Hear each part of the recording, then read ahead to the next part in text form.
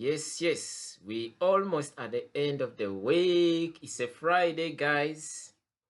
The week is winding up, and we pretty seeing no much moves throughout the week. You could say when we look at the DXY, let's start off with the DXY. The DXY has been in a massive consolidation this week, but this consolidation is on a bullish what trend. So basically we see price reacting off of the what, the area of demand. Yes, or you can call it the area of support, and we possibly see there is tendency, or there is a chance for price to continue moving upwards, attacking the external range liquidity by next week. So DXY, I'm still bullish, though we're still trading within the dealer's range. But hopefully by next week, I'm hoping to see price aiming for this buy side liquidity, this external range liquidity. Yes, being sponsoring price up to the upside. Yes. So DXY pretty bullish. Yes. So since DXY, I'll be pretty bullish. What am I gonna do to other assets, to other instruments? I normally trade GU, EU, GJ. I trade German 40. I trade also U30, Nasdaq, SP500, and also Bitcoin. Yes, we've seen the DXY, though even if we are consolidating, we're still trapped into the dealer's range.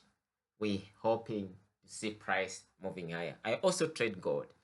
Let's go to gold. Gold is been in a massive consolidation for the past week. This week, actually, you could say it's been just retesting this area of fair value, which was overlapping this imbalance. So gold has been in a massive choppiness, but we're hoping also to see gold aiming for this buy side liquidity. This buy side liquidity is what we hope to see that is getting taken out, so that we could see price aiming much higher. So this is what we have on gold. Yes, this is what we're expecting to see on gold. Then BTC, just like I said, it changed the narrative. BTC, when the week opened, BTC showed us that it was still heading down, but the narrative was changed when it took out this area of supply. Yes, we had a liquidity run. Yes, we ran this high, then we had what we call a change of character. Yes, we had an areas of inducement. As you could see, this was inducement which we had, and for this inducement it was taken out, and we had an area of our first demand, which is always my decision order block, and this was my extreme order block. So I was waiting to see how price might play. Understand, will it react off of this decision order block towards the upside, or will it go through the decision order block towards the extreme order block? So for further confirmations, I'm just waiting to see what might happen here. If I get confirmations for price to buy off of this decision order block, then which means I'll be buying off Bitcoin.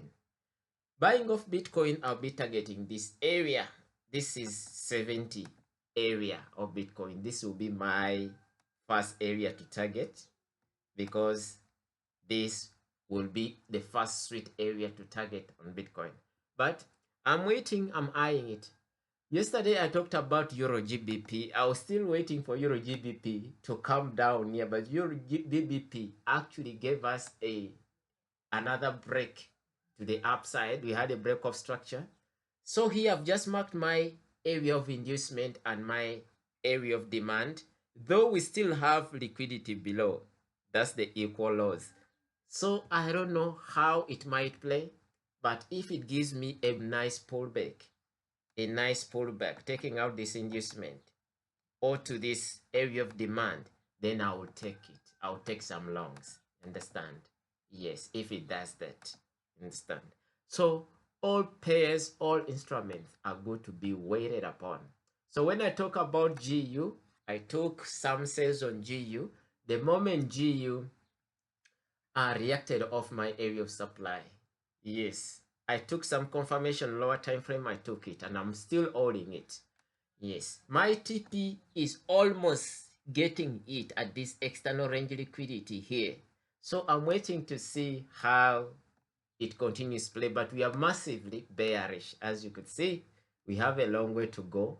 Euro USD has been a little bit choppy, as you can see, but it will really play out. It will definitely play out. I'm waiting for Euro USD also to come out of this range. If it happens to break off of this range, I'll be now targeting the next layer of liquidity. So we are still bearish on Euro USD. And going to UA30, I'm in a buy, definitely. UA30, I came out somewhere here because I was holding it. Came out somewhere here at a good break even. So I'm waiting. I always wait for the New York Stock Exchange or New York AM session to begin. So after I've been waiting for this liquidity in form of inducement to be taken out, price to come and mitigate my propulsion order block, the other order block which was formed. So the reaction is evident. I'm in already. I had buy limit orders. I'm in already on UA30 and I'm also in already on German 40.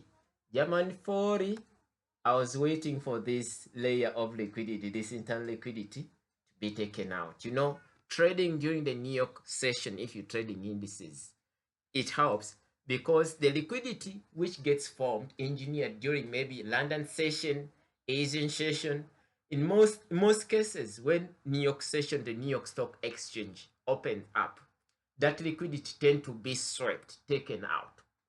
Yes, so I always wait for the liquidity to be taken out, then I take trades. So again, oil is another instrument which amazed me. Oil is been bullish, yeah, despite of this drop that we had. We had a drop towards this area of fair value, and our overlapping confluence was also the fair value gap. So oil gave us a drastic move upwards, you understand, giving us a bullish break of structure. So oil, still no entry because it was so, I missed this entry, but I was eyeing it. But for this, I'm hoping for possible pullback on oil. If I can get a possible pullback on oil, understand, then it will be good to be bought. So this is what I had for today. Have a blessed weekend. Till next week. Bye.